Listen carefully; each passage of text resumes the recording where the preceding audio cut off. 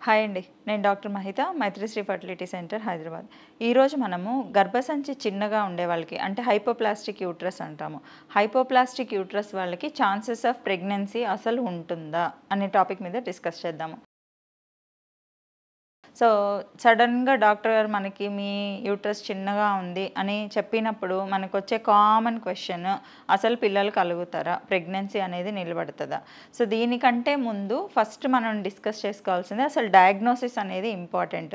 చాలామంది పిల్లలు లేట్‌గా ఎదగడము అంటే ప్యూబర్టీ అచీవ్ అయ్యే ఏజ్ అక్కడ కూడా డిలే ఉంటది. ఎందుకంటే హైపోగొనాడిజం ఈ హార్మోన్స్ తక్కువ ఉండే వాళ్ళకే ఈ హైపోప్లాస్టిక్ యూట్రస్ అనేది కామన్‌గా కనపడుతుంటుంది. సో, ఎర్లీగా డయాగ్నోస్ చేసినప్పుడే మనం ఈ ప్రాబ్లమ్‌ని తొందరగా సాల్వ్ అనేది చేసుకోవచ్చు.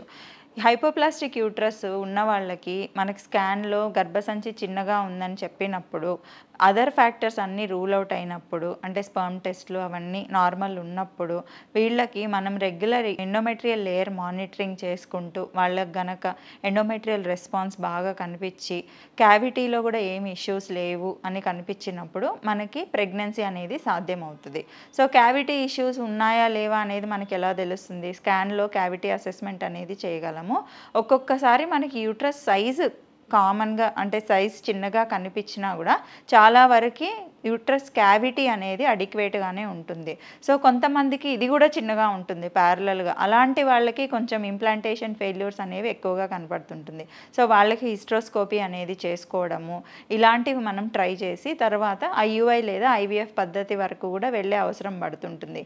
ఎందుకంటే ఈ హైపోప్లాస్టిక్ యూట్రస్ ఉన్న వాళ్ళకి హైపోగొనాడిజం అనేది కామన్ అని చెప్పాను నేను ఇందాకే. సో, వాళ్ళకి ఓవరీ కూడా చిన్నగానే ఉంటాయి. సో, వాళ్ళకి ఓవేరియన్ రిజర్వ్ కూడా తక్కువగానే ఉంటుంది. ఎగ్ నెంబర్ అనేది కూడా తక్కువగా ఉంటుంది.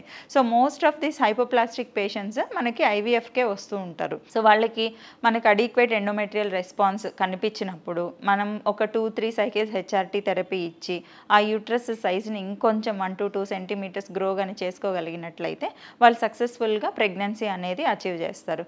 సో, వీళ్ళల్లో మెయిన్ ఛాలెంజ్ ప్రెగ్నెన్సీ అచీవ్ చేసినంత మాత్రాన అయిపోదు. వీళ్ళకి ఒక లైవ్ బర్త్, ఒక లైవ్ చైల్డ్‌ని చేతిలో పెట్టడం అనేది కూడా ఒక ఛాలెంజ్. సో, వీళ్ళకి రెగ్యులర్ మానిటరింగ్ కూడా చాలా ఇంపార్టెంట్. వాళ్ళకి నెంబర్ ఆఫ్ విజిట్స్ కూడా ఎక్కువగా పెడతామన్నమాట. సో, 1 మంత్ లేదా 15 డేస్‌కి ఎక్కువగా పిలవడము, వాళ్ళకి regular monitoring, close monitoring follow-ups అనేది పెట్టుకొని సర్క్లాజ్ ఏమన్నా నీడెడ్ అయితే వేసుకోవడము, ఇవన్నీ జాగ్రత్తగా పాటించినట్లయితే డెఫినెట్‌గా మన గర్భాశయం చిన్నగా ఉన్నా కూడా మనం ఒక బేబీని జన్మనివ్వచ్చు. Thank you.